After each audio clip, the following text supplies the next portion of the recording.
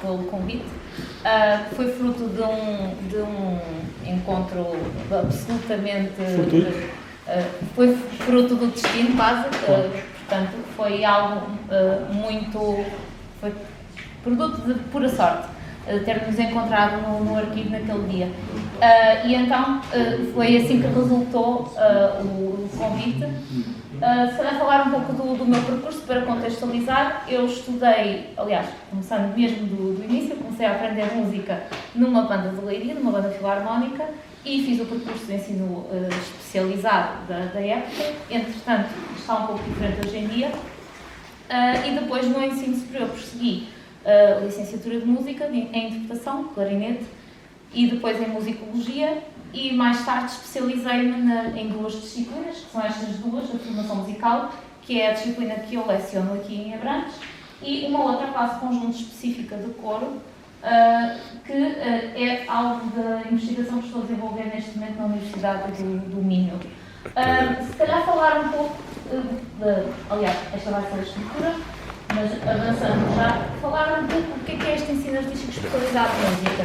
É que, como é herdeiro do antigo ensino do conservatório, é um ensino que se desenvolveu à margem do ensino geral. Há uns anos, há umas décadas, havia a disciplina de canto coral, que era até obrigatória até 1960. Hoje em dia, a disciplina herdeira desse canto coral é a educação musical. Este ensino é algo diferente. Portanto, hoje em dia, com aquela legislação, que é a legislação atual, mas começa numa reestruturação de 2009, à chegada ao 5º ano, portanto com 10 anos, os alunos que escolham enveredar pelo ensino artístico podem o fazer. Existem, neste momento já há 3, portanto, música, dança e teatro. O ensino de artes plásticas é um pouco diferente, está mais integrado no ensino geral, nomeadamente no ensino básico e também no ensino secundário. Há escolas que têm o ramo especializado de artes plásticas, mas estas 3 disciplinas são bastante mais recentes no âmbito deste ensino artístico especializado. Portanto, não é obrigatório, é facultativo, mas é gratuito, que era algo que na minha altura não acontecia. E é uma grande inovação, até a nível de outros países, é um caso um pouco único. As crianças, a partir dos 10 anos, podem especializar-se no ensino artístico. Como é herdeiro do conservatório, é herdeiro também a nível das práticas e a nível de repertório, que é onde se situa a minha apresentação de hoje, é o nível do repertório. Portanto, tradicionalmente, repertório centro-europeu, dead white man, male, como determinados investigadores diziam, como se diz. Portanto, ensina-se música erudita, ensina-se a tocar e a cantar, portanto, música erudita. Hoje em dia, historicamente era um ensino de acesso condicionado e isso ainda se verifica um pouco hoje em dia. Primeiro, porque não há uma democratização, não começa de uma base completamente democratizada, portanto, acede quem conhece, acede quem tem familiares que conhecem o ensino e que até têm alguma influência nessa decisão. Depois desta reestruturação cresceu muito, mas sobretudo na rede privada, ou seja, os privados neste momento recebem também o subsídio do Estado. Os alunos não chegam a pagar para frequentarem o ensino, no entanto, têm uma operacionalização bastante diferente da rede pública. A rede pública é constituída por 12 conservatórios e 11 agrupamentos de escolas públicas, na qual se insere então o agrupamento de escolas número 2 de Abrantes. Escolas públicas que decidem abrir este curso dentro da sua própria organização, portanto. Não sendo especializadas em todo o seu organigrama, têm um ensino especializado na sua oferta. Contra 123 escolas privadas. É realmente um número muito desequilibrado. A disciplina de formação musical é uma disciplina que existe em todo o currículo, portanto, desde o 1º grau, 5º ano, até ao 8º grau, 12º ano.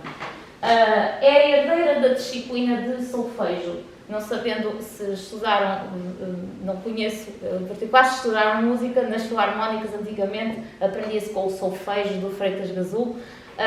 Portanto, é um tipo de aprendizagem musical bastante antiquada, com pouco conteúdo a nível musical, porque nem sequer é cantado, não tem um instrumento, portanto é algo antiquado, mas esta disciplina ainda tem essa influência muito presente. Nomeadamente, aquele autor, o Hermano Carneiro, fala exatamente que a problemática da disciplina é que continua muito centrada na leitura, e leitura rezada, que é este solfejo falado, a dizer as notas, não a cantá-las, e também baseado em ditados musicais.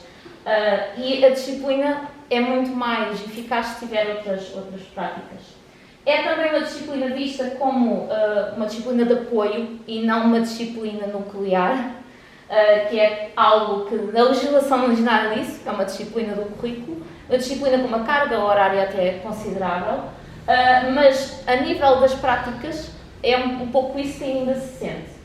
No entanto, o mesmo autor, da sua investigação, diz que é uma disciplina com potencial muito elevado. Porquê? Porque tem uma grande convergência de saberes. Saberes ao nível do repertório, ao nível histórico, ao nível de regras de composição, ao nível até da prática instrumental e da prática vocal. É uma disciplina que reúne tudo, basicamente, que está em todo o currículo.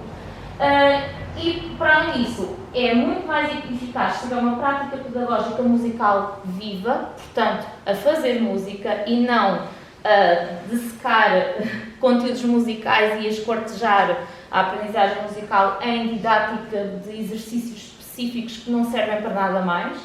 É mais eficaz se incluir o repertório mesmo a sério. E é uma disciplina que serve para fazer um aprofundamento do conhecimento da linguagem musical e do domínio funcional e artístico. Ao nível dos conteúdos programáticos, nós temos este referencial a nível do Ministério, que são as aprendizagens essenciais, que, apesar de serem obrigatórias, pelo menos no público, o privado tem autonomia curricular, o público também até certa medida, são o grande referencial. E, para além disso, o programa curricular da disciplina também é algo que temos que seguir. Conteúdos programáticos não inclui o repertório, ou seja, o professor de formação musical escolhe o repertório que aplica nas aulas e com o qual ensina os conteúdos programáticos. É importante definir isso. Ao nível da didática, o que é que nós fazemos? Ouvir, imitar, memorizar, cantar, ler, escrever, reconhecer, tocar, improvisar, criar. E então o material didático que serve de base para as aprendizagens é o repertório. E é basicamente esse o enquadramento do estudo. Agora, sobre o repertório, o que é que nos dizem as investigações nesta disciplina? A educação musical consolida o cânon musical, ou seja, quando nós vamos a um CCB ou uma Gulbenkian, etc., e só ouvimos compositores centro-europeus, estamos a falar do cânon musical. Cânon esse que se fortalece e solidifica. Há pouco estávamos a falar da música tradicional, toca também nesta questão. É o repertório que é ouvido, que é aquilo que as pessoas querem ouvir, porque conhecem, ou porque revêem algo que lhes interessa nesse repertório. E um dos vetores muito fortes para fortalecer esse cânon é o ensino da música. Que era o que eu estava a falar há pouco. O conservatório mantém à margem instrumentos portugueses, por exemplo, tradicionais portugueses, e por isso, com o passar dos anos, eles vão perdendo força social, também por via da evolução, e depois também não são valorizados no currículo, daí o esquecimento. Estamos a falar, eu falei agora de instrumentos, mas ao nível de repertório acontece a mesma coisa. Quando só se toca Bach, que é ótimo, tem imensa qualidade de repertório e é importante dar repertório de qualidade, mas há outros compositores, e há compositores portugueses que, de uma maneira equilibrada, e sem ser só compositores portugueses, mas podem também integrar o programa. Walker sugere a inclusão de música fora do cânon musical centro-europeu nas aulas de música. É um tema bastante presente em países de periferia e também nos Estados Unidos, onde a investigação de ensino musical está muito mais avançada do que cá, por exemplo. Cá ainda está um pouco a começar. Há também o termo de educação musical culturalmente responsiva. Culturalmente, nós muitas vezes pensamos no ensino da música em multicultural. Canções dos Maori, por exemplo, canções dos africanas, canções dos índios, canções de todo o lado menos nós. Mas culturalmente também somos nós. Também somos nós enquanto país, a nível nacional e também ao nível local. Depois surgem investigações como a de Hugo Brick sobre a ligação com agrupamentos locais e com práticas pedagogicamente muito relevantes. Este estudo em concreto, o colega perguntou a uma turma o que era o povo, porque estavam a fazer música do povo. E a resposta foi muito honesta e muito ingênua: o povo é quem paga impostos. O que é bastante revelador de, quando falamos de música do povo e com crianças, há este afastamento porque eles não se revêem como povo sequer, portanto aquela música é afastada deles. No entanto, com este projeto que foi implementado com um agrupamento de sargaceiros da Apulia, portanto na zona de Esposende, houve resultados muito significativos ao nível da motivação e ao nível até da aprendizagem com alunos de 11, 12 anos. Depois, Ribeiro recomenda a renovação do repertório do EAE, principalmente repertório local. Lá está a renovação, portanto, não é esquecer as práticas do Centro de Repertório Centro-Europeu, mas é introduzir novos repertórios. E também, ao nível da disciplina de formação musical, refere-se à importância da utilização de música tradicional portuguesa. Joana Lopes também constata o desconhecimento e falta de acesso à música de compositores portugueses, e ela, no seu projeto, incluiu canções de compositores portugueses do século XIX e XX na formação musical. Eu própria observei isso no meu projeto, não está aqui por acaso citado, mas eu também observei isso no meu projeto de estágio, em que toda a gente conhece Tomás Borba, mas ninguém, e quando eu digo ninguém, 30 professores de música não conhecem nenhuma peça do Tomás Borba. Mas toda a gente sabe quem foi, toda a gente sabe que ele foi muito importante a nível histórico e a nível de pedagogia também. Toda a gente o conhece pelo dicionário da música que escreveu com o Lopes Graça, foi até publicado quando ele já tinha falecido, mas música Tomás Borba ninguém conhece. E é exemplo exatamente do que Joana Lopes também está a dizer no estudo que fez. E finalmente, defende-se que as ciências musicais, que é onde se enquadra a formação musical, estejam ligadas ao património local. E este foi basicamente o meu ponto de partida para este projeto, que eu aqui apresento como um projeto, mas não está idealizado como tal. Basicamente, eu vim aqui apresentar como é que eu resolvo esta problemática nas minhas aulas e dei-lhe uma estruturação para passar melhor a minha mensagem. Então, qual foi o meu ponto de partida?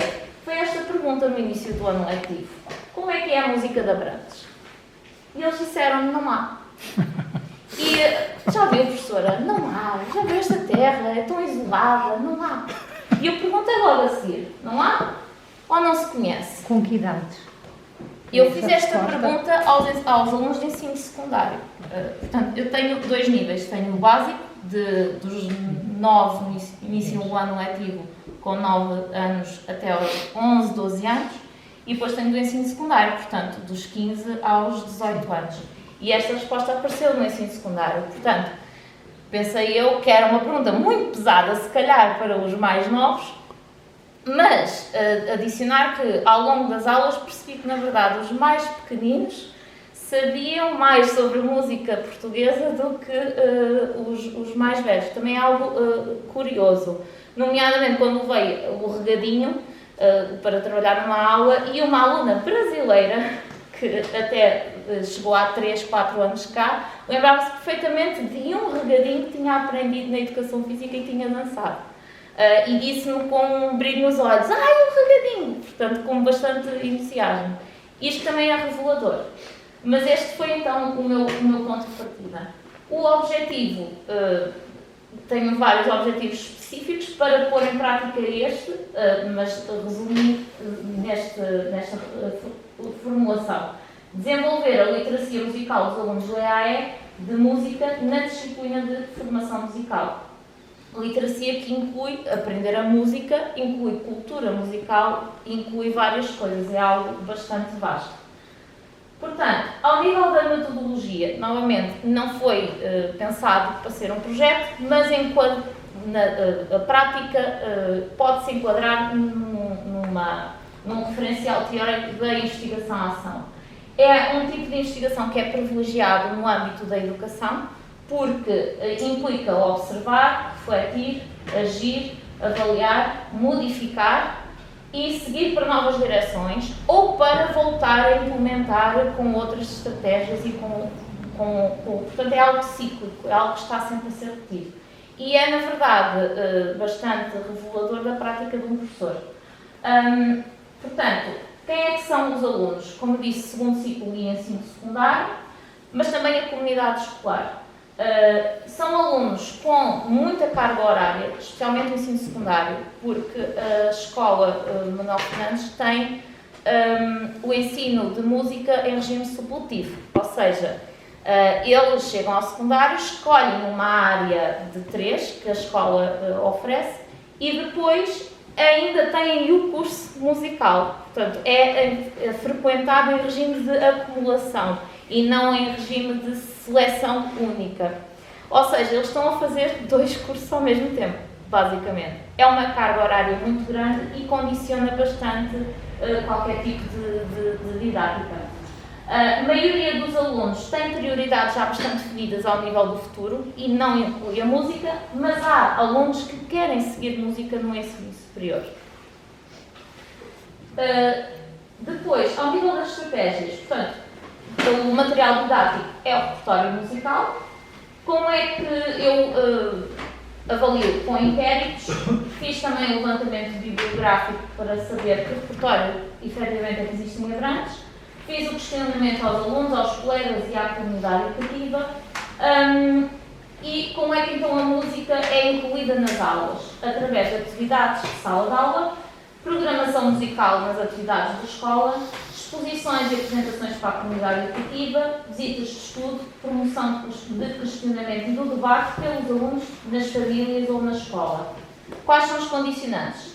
A calendarização, dizer que a minha situação é a contratação anual, portanto, para o ano eu vou ter que passar normalmente por um concurso, portanto, isto é algo que eu tenho que ter em conta, tenho que fazer algo que seja possível de fazer e ter em conta que não sei como é que é para o ano. Portanto, tenho que realmente planear nesta calendarização. E depois há um grande número de atividades na escola, atividades também ao nível de avaliação, ao nível de exames, que a partir de agora vão começar a acontecer cada vez mais e, portanto, são condicionantes que tenho de enfrentar. Portanto, depois, também houve uma resistência inicial por parte dos alunos, porque eles achavam que a formação musical era só o solfejo e os ditados. E isto foi algo que tivemos que consolidar até eu começar a fazer outro tipo de atividades. Sendo que eu dou formação musical com repertório. Ponto. Para mim é o que faz sentido e se não for assim, não é tão eficaz. Portanto, já começámos por aí, mas depois fui introduzindo algumas coisas locais com calma. E eles até seguiram bastante bem a minha liderança. Revelar também estranheza sobre a reflexão e o diálogo. Ou seja, eles achavam que eu falar de história da música era para a aula de história da música. Eles achavam que eu falar de acordes e de análise musical era para quem estava na disciplina da ATC. Eles achavam que cantar um coro com 3, 4 vozes, que isso era aula de coro, afinal isto é o quê? Formação musical é o quê? Porque eles tinham tão sedimentada a ideia de que são exercícios isolados de leitura e não envolve cantar nem tocar, e são só ditados, e a formação musical é algo assim, afastada, porque aquilo nem serve para grande coisa. Eles tinham tão cimentada esta ideia que foi realmente um desafio que tivemos que ultrapassar. Depois, tinham também uma visão da disciplina pouco clara, para que é que serve, não é? Porque não vamos para o palco com a disciplina de formação musical, não aparecemos na escola com a disciplina de formação musical, portanto, ela não serve para nada. Basicamente, a leitura que eles faziam. E depois, eles têm uma disponibilidade limitada porque estão realmente sobrecarregados com outras disciplinas e atividades escolares. Cuidados a ter também neste tipo de abordagem cultural. O estudo do património local é importante, mas não deve ser apropriação cultural. Isto significa, quando, dando um exemplo, mostrei-vos a Suíte Alentejana número 1 do Luís Freitas Branco. Eu não pude mostrar e trabalhar aquela obra sem falar na música tradicional alentejana. E só assim é que se consegue respeitar e fazer um equilíbrio entre uma música tradicional que é tratada com uma cúpula, não é? Com uma aparência de música erudita. E estamos a falar de uma peça muito importante na história da música portuguesa erudita. Portanto, quando fazemos a abordagem do património cultural, é importante contextualizar, mesmo que seja um arranjo. Um arranjo não é mau, se for um bom arranjo, mas é importante dizer que é um arranjo e é importante mostrar e trabalhar e desenvolver atividades que mostrem de onde é que vem aquele arranjo. É um pouco esta abordagem que é preciso ter cuidado. Outro obstáculo, é preciso ter respeito pelas ideologias dos alunos em carreira de educação. Há muitos alunos que pertencem a religiões que não podem mesmo cantar música que fala em Jesus, por exemplo. E eu tenho que ter noção disso e não posso sobrepor-me nem repertório, nem da minha própria ideologia a isso. Mas que religiões são essas? Por exemplo, os Jeovás, a testemunha de Jeová. Não se pode falar de Jesus, é? Não, eles não celebram sequer aniversário, não celebram Natal, não celebram absolutamente nada. Mas há mais. Mas é um exemplo que é bastante, por exemplo, quais é que são outras? Adventistas, protestantes, havia vários. Exato. Adventistas também já tive alunos assim. E é algo que eu tem condicionantes até para as famílias, porque se a própria religião sabe... Não, a igreja que não seja católica não se lembra. Os grupos evangélicos, na grande parte. E é preciso ter cuidado, porque... E é muito difícil. Quer dizer, o Requiem Mozart é interessante e não é por ser um Requiem, é música muito boa. E isso quer dizer, vamos ter 8 anos em que não falamos do Requiem Mozart, em que não abordamos esta obra máxima. Eu não estou a dizer que é deixar de parte, mas isto tem que ser muito bem comunicado e muito bem trabalhado com os alunos e com os encarregados de educação. É preciso ter e todas essas religiões baseiam-se em Jesus, os adventistas, os testemunhas de Jeová, etc., que é um contrassenso completo. Completamente. E é um diálogo muito, quer dizer... tenso. É preciso ter cuidado pois. Mesmo, porque os encarregados de educação são os detentores da educação cultural. E são um bocadinho rígidos. Na prática, como é que se consegue contornar isso?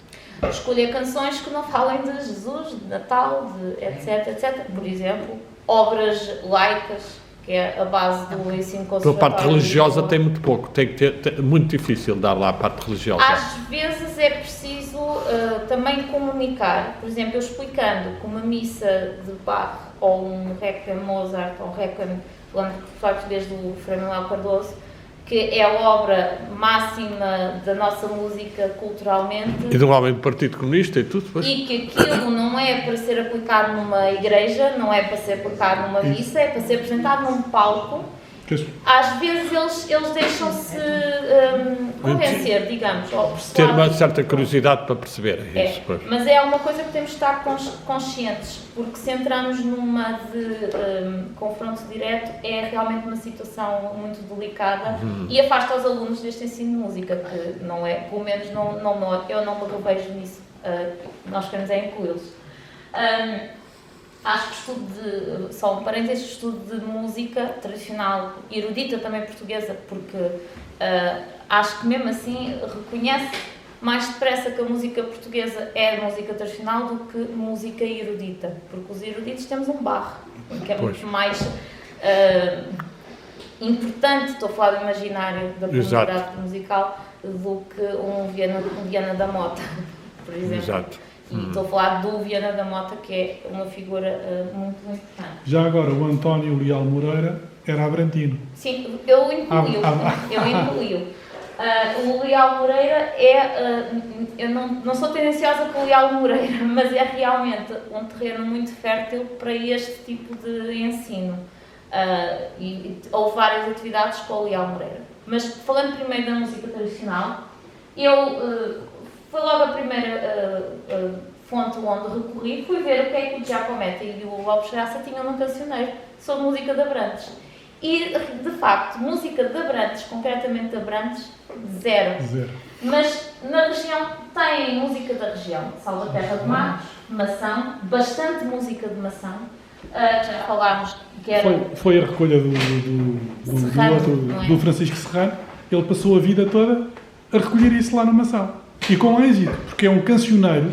Eu, aliás, até tive para publicar o cancioneiro do Mação, recolher tudo o que ele fez. E há outra coisa ainda, é que o Mação tem as pautas originais dele, há algumas que não foram publicadas, no sótão da família. Pois, que este é outro desafio. É outro desafio que é o estudo musicológico. Musicológico que não está feito. Está tudo fechado, muitas vezes está fechado. O Padre Figueiredo também tem música. Quem? Padre Figueiredo, que está a comemorar agora os 300 anos. Sim, pois tem, mas quer dizer... António Pereira Figueiredo, primeiro latinista que traduziu a Bíblia. Mas, quer dizer, não foi o primeiro, mas foi o segundo. Mas foi Bom, você agora isso é que sabe, mas está a ser apresentado como a primeira edição da Bíblia traduzida foi na Padre António Figueiredo.